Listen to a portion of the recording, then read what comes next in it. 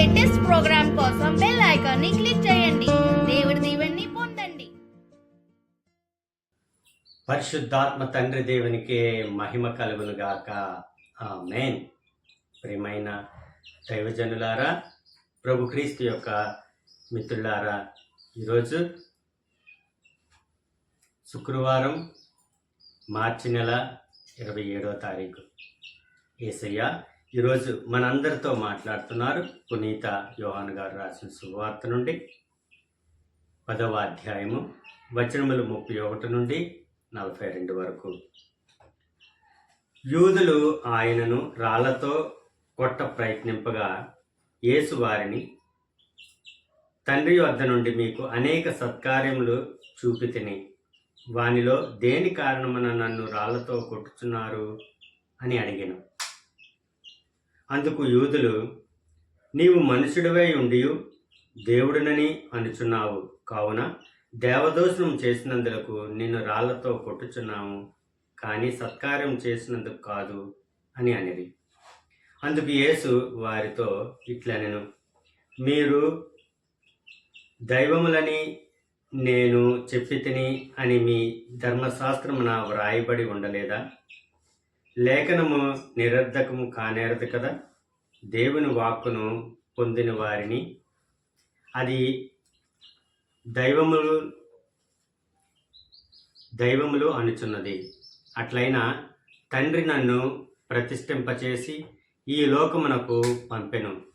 అట్టి నేను దేవుని కుమారుడినని చెప్పినందున దేవదూషణము పలుకుచున్నానని నిందారోపణ చేయుచున్నారా?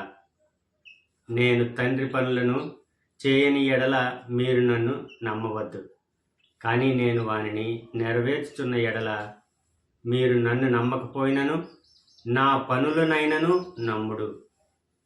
తండ్రి నా యందును నేను తండ్రి యందును ఉన్నామని మీరు గ్రహింతురు. వారు మరలా యేసును పట్టుకొనుటకు ప్రయత్నించిరి, కానీ ఆయన వారి చేతులలో పడక తప్పించుకొని పోయెను. యోహాను మొదట బాప్తిజమునిచ్చిన యోర్దాను ఆవలి తీరమునకు యేసు మరలా వెళ్ళి అచటనే ఉండెను. అనేకులు ఆయన యొద్దకు వచ్చిరి. యోహాను అద్భుత కార్యములు ఏమీ చేయలేదు, కానీ యేసును గురించి అతడు చెప్పినది అంతయు యథార్థము అని వారు పలికిరి. అక్కడ అనేకులు ఆయనను విశ్వసించిరి. ఇది ప్రభు అయిన క్రీస్తుని యొక్క వాక్కు. క్రీస్తు ప్రభువా, మీకు స్తుతి మహిమ కలుగునుగాక. ఆమేన్. తండ్రి వందనం, యేసువా వందనం, పరిశుద్ధాత్మ దేవా వందనం. Praise the lord. హల్లెలూయా. ప్రియమైన దేవుని బిడ్డలారా, మరి ఈరోజు ఈ పరిశుద్ధమైన తపస్కాలంలో, శ్రమ దినాలలో యేసయ్య మనందరితో పలికిన మాటలివి. యూదులు అనేకులు రాళ్లతో ఆయన్ని కొట్టాలని చూశారు, బాధలు పెట్టాలని చూశారు. అయితే ఎప్పుడైతే ఆయన్ని రాళ్లతో కొట్టాలని చూస్తున్నారో యేసయ్య వాళ్ళతో ఈ మాటలు అంటున్నారు, నన్ను ఎందుకు మీరు రాళ్లతో కొట్టాలని తలుస్తున్నారు అని వారిని అడగగానే వాళ్ళు సమాధానం చెప్తున్నారు, నీవు మనుషుడివై ఉండి దేవుడిని అనుకుంటున్నావు కదా, నేను దేవుణ్ణి, దేవుని బిడ్డని, దైవకుమారుణ్ణి, తండ్రి దేవునికి ఏకైక కుమారుణ్ణి అని చెప్పుకుంటున్నావు కదా. తండ్రి నీకు ఒక్కడికే తండ్రి అని చెప్పుకుంటున్నావు కాబట్టి నువ్వు చేసిన సత్కార్యాలకు కానీ లేకపోతే నువ్వు చేసిన అద్భుతాలకు కానీ మేము నిన్ను కొట్టడం లేదు రాళ్ళతో. నువ్వు ఇలాంటి దేవదూషణమైన మాటలు మాట్లాడుతున్నావు, దేవునికి నువ్వు ఒక్కడవే కుమారుడు అని చెప్పుకుంటున్నావు, కాబట్టి మాకు అది ఇష్టం లేక మరి ఈరోజు రాళ్లతో మేము కొడుతున్నామని అక్కడున్న యూదులందరూ కూడా యేసయ్యతో చెబుతున్నారు. అయితే వెంటనే యేసయ్య అంటున్నారు, మీ పరిశుద్ధ గ్రంథంలో, మీకు ఉన్న పరిశుద్ధ గ్రంథంలో రాయబడి ఉంది కదా, నేను దైవ కుమారుడిని అని చెప్పుకున్నావు చెబుతారు అనే మాటలను మీ పరిశుద్ధ గ్రంథంలో రాయబడి ఉంది.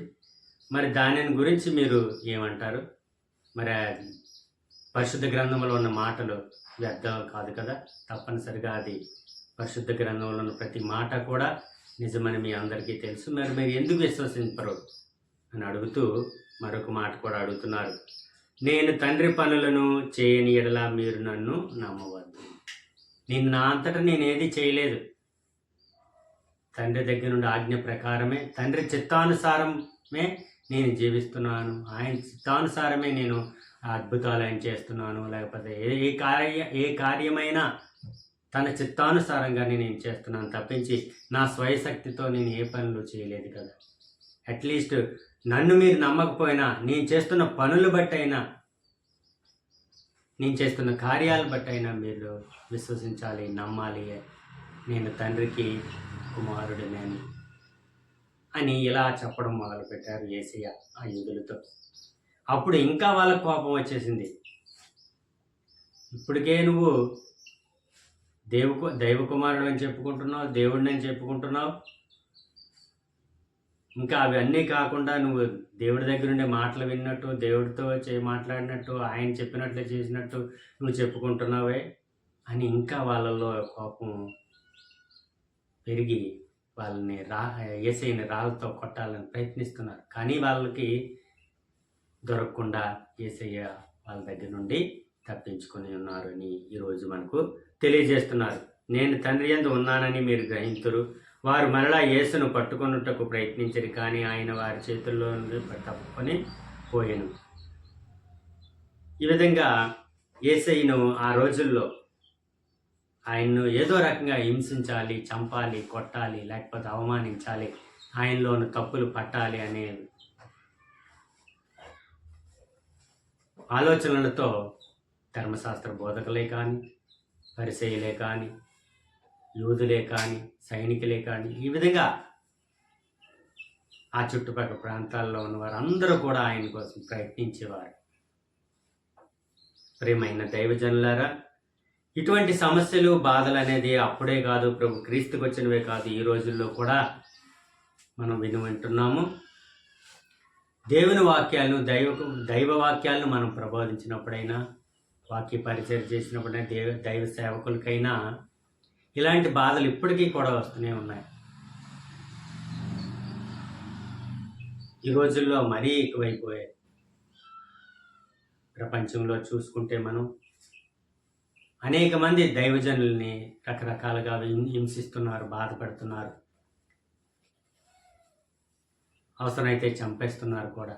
ఈ మధ్యలోనే చాలామంది పాస్టర్ గారులైనా, మటకానీళ్ళనైనా, ఫాదర్స్ గురువులనైనా చాలా దేశాల్లో, చాలా రాష్ట్రాల్లో చాలామందిని ఈ విధంగానే చంపేశారు. అంతేకాకుండా దేవాలయాలను కూల్చేస్తున్నారు. అంటే వాళ్ళకి ఒక రకమైన స్వార్థం, ఒక రకమైన ఈర్ష్య. ఆ రోజుల్లో కాకుండా ఇప్పుడు కూడా అలాంటివి జరుగుతూనే ఉన్నాయి. ఏది ఏమైనప్పటికీ కూడా ప్రభు క్రీస్తు స్థాపించిన ఈ పరిశుద్ధమైన క్రైస్తవత్వమైన దైవ సంఘమైన ఎన్నటికీ భూమి ఆకాశాలు గతించిపోతాయి, కానీ పరిశుద్ధ గ్రంథంలో ఉన్న ఏ ఒక్క మాట కూడా పొల్లిపోదు అని చెప్పి ఉన్నారు. కాబట్టి అవిశ్వాసంతో, నమ్మికతో, కష్టమైన, సుఖమైన, బాధ అయినా, కన్నీళ్ళైనా మనము సిలువను ఎత్తుకొని ఆయనతో పాటు మనం వెంబడించాలి తప్పించి ఇటువంటి బాధ వచ్చినా, ఇటువంటి అనారోగ్యం వచ్చినా, సమస్య వచ్చినా మనం వెనకాడకూడదని యేసయ్య ఈ పరిశుద్ధమైన రోజుల్లో మనందరికీ కూడా తెలియజేస్తున్నారు. ఈ చిన్న వాక్య పరిచర్యను ఆ పరిశుద్ధాత్మ దేవుడు దీవించి మనందరినీ కూడా ఆయురారోగ్యాలతో కాచి కాపాడుదురుగాక. Amen. God bless you all. దేవుడు మేము దీవించునుగాక. ఆమేన్.